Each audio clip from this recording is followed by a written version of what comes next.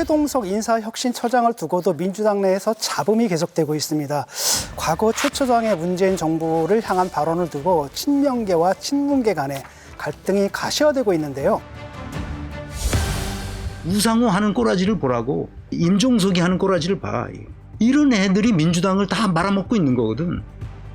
아주 멍청한 기준을 갖다 들이대고 사람을 골랐더니 문재인 정부의 장차관들 명단을 쭉 봐. 다 문재인 같은 인간들이야. 문재인이 어떻게 낯짝을 들고 어디 나옵니까? 문재인은 다시 우리 입에 올리면 안 되는 겁니다. 문재인 정부 때 이 기준이 멍청하게 해가지고 문재인 정부가 뭐 어떻게 됐다 이런 말씀을 왜 하신 거예요? 근데 이거는 그때는 이제 공직에 나오기 전에 이야기라 제가 정확하게 기억나진 않는데 대통령실에서는 인사교체 움직임을 보이지 않고 있습니다. 이게 더 큰 내용으로 번지진 않을까요? 이분 말씀 들으니까 정말 세더라고요. 저는 이거야말로 정말 인사 스크린이 하나도 안 된다고 생각해요. 왜 그러냐면 그러면 제일 사라져야 될 인물이 대통령 비서실장, 이재명 대통령의 비서실장이 사라진 인물로 나왔어요. 그러면 그 사라져야 될 인물을 비서실장으로 앉힌 사람은 누굽니까? 문재인하고 똑같이 취급당하는 거 아닙니까? 바보 멍충이 같은 거예요. 그럼 그런 얘기를 하고 있는 사람을 스크린, 똑같이 더 심하게 얘기하면 그러면 실제로 이재명 대통령이 문재인 대통령을 저런 식으로 생각하나? 바보 멍충이로? 그런 이간질이 가능하게 만드는 이 두 가지 형태가. 그리고 나는 우리 집에는 신문도 없고 텔레비가 없어서 청문회도 안 봐요. 강선우 후보자님은 강요로서 적합한 인사입니까? 어떻습니까? 처장님 평소 소신에 비춰봤을 때. 제가 내용을 파악하지 못했습니다. 청문회를 하는 걸 전혀 못 들었습니다. 아니 청문회를 보지 않더라도 부자진 갑질 논란이 있는 걸 알고 계세요? 그것도 모르세요? 우선 저희 집에 텔레비전도 없고 신문도 안 보고 있습니다.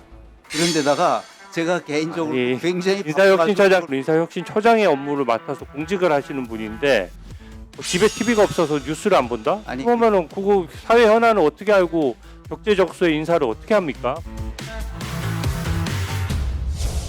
청문회에 관심 없는 사람은 인사혁신을 시키나? 그게 어떤 인사혁신의 표변하고 정반대인 인물을 처장으로 앉힌다.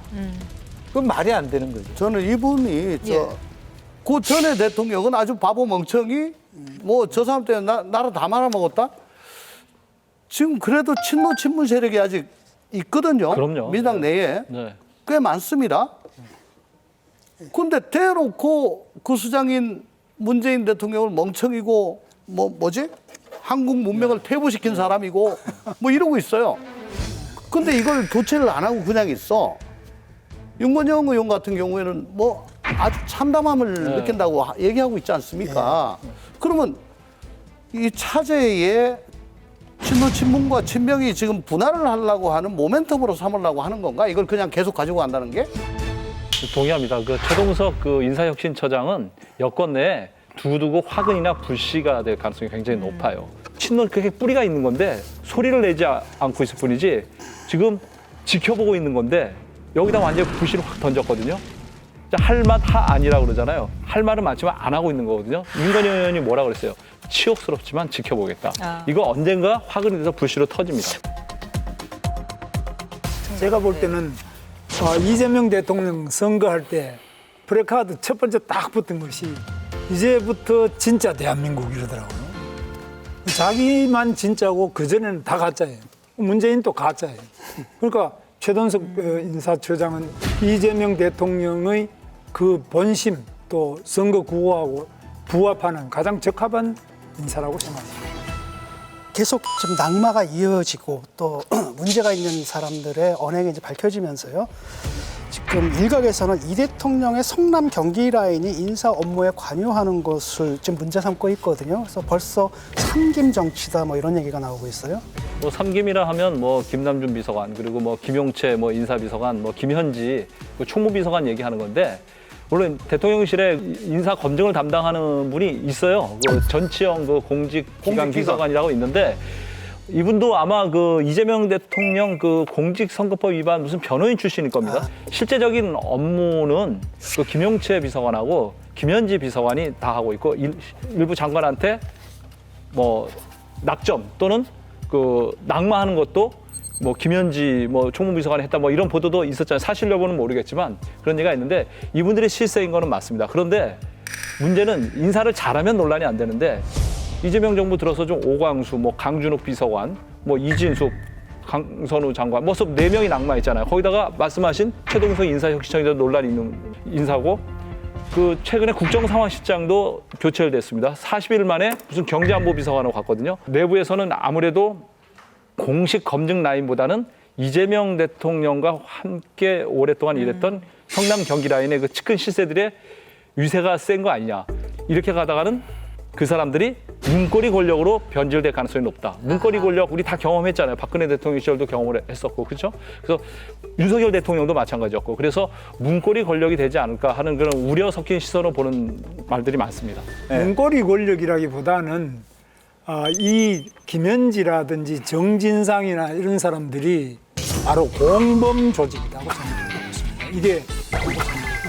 이게 이재명 대통령이 재판 5개 받는 그 재판의 그 뒷배경, 결정적인 증언을 할 수 있는 모든 비밀과 모든 치명적 급소를 다 쥐고 있는 사람입니다. 이게 이 사람들이 실세입니다. 제가 저 박근혜 대통령 시절에 공직기강 비서관을 하면서 그러시네요. 검증을 예, 예. 했잖아요. 그때 1부속, 2부속 총무 이게 문고리 3인방입니다. 정호성, 안봉근, 이재만. 그게 좀 왕명을 출납하고 저 인사를 관장하는 건데 어쨌든 이건 이미 문고리가 됐고요. 됐고 여기서 어떤 대통령실의 권력은 직급의 높낮이가 아니고 대통령과의 거리에서 나오는 거니까 이미 장악을 했다 이렇게 봅니다. 그렇죠. 제가 그 얘기하기로는 오히려 문재인 전 대통령 때는 사실은 인사수석이 있었습니다. 그런데 사실은 그 인수위 없이 바로 시작하다 보니까 각 수석실에 알아서 뽑았어요. 그래서 오히려 인사수석이 덜러리가 됐어요. 그러니까 그러다 보니까 인사가 엉망이 됐습니다. 근데 책임은 다 인사수석이 지는 그런 꼴인데 차라리 그것보다는 아예 인사수석이 힘을 가지는 게 더 낫다라는 책임이라도 진다라는 인식이 있을 수 있다라는 거고요. 두 번째는 이 사람들이 별로 그렇게 인사를 검증할 시간이 없어요. 김건희 여사 때문에. 비어있는 자리가 너무 많아요. 지금 도장 찍기 바빠요. 그래서 인사수석에 줄 대는 사람이 줄을 수 있다고. 그냥 먼저 줄 서는 사람이 먼저 가. 윤석열 정부 때 비어있는 공란이 너무 많은 거예요. 그러니까 그게 더 오히려 이 사람의 힘들을 세게 만든다고. 짧게 말씀드릴게요. 인사수석이 있어가지고 명실상부하게 그 권한이 있고 그 의무를 다하면 문제가 없는데 맞습니다. 지금 그게 아닌 것 같아요. 총무비서관이 한다고 하잖아요. 요번에 한겨레 신문에 보니까 2시에 김현지 비서관이 강선우 의원한테 좀 사임해라, 그만해라 라고 뜻을 전했다는데 대통령실은 부인했고 그렇지만 아직 한겨레는 그걸 내리고 있지 않습니다. 전 그게 맞다고 봐요. 왜냐하면 그전에도 업무 보고 받고 막 그랬잖아요. 여가부에서. 그걸 왜 총무비서관이 합니까? 그리고 비서실장은 나중에 2시 반에 강선우 의원으로부터 나 이제 자진 사퇴하겠습니다. 얘기 듣고 대통령한테 보고했다는 거예요. 그럴 때 대통령이 아무 말도 안 하셨다. 아무 말 안 하지 그럼 무슨 얘기를 합니까? 그냥 어느 정도 측근은 필요합니다. 뭐 박근혜 정부 때 아까 얘기하신 문고리 권력 얘기하셨고, 그러니까 뭐 김현지 비서관이나 뭐 김용채 비서관 오랫동안 그 이재명 대통령 시민단체 때부터 활동하며 같이 했던 측근들인 거는 역할을 하는 건 맞는데 정도의 문제거든요. 이명박 대통령 때 인사 만사 형통이라고 그랬잖아요. 형님을 통해서 다 해결된다. 근데 지금은 만사 현통. 김현지를 통해서 이루어진다는 얘기가 나오거든요. 이거는 굉장히 위험한 시그널이에요. 그러니까 경각심을 가져야 됩니다.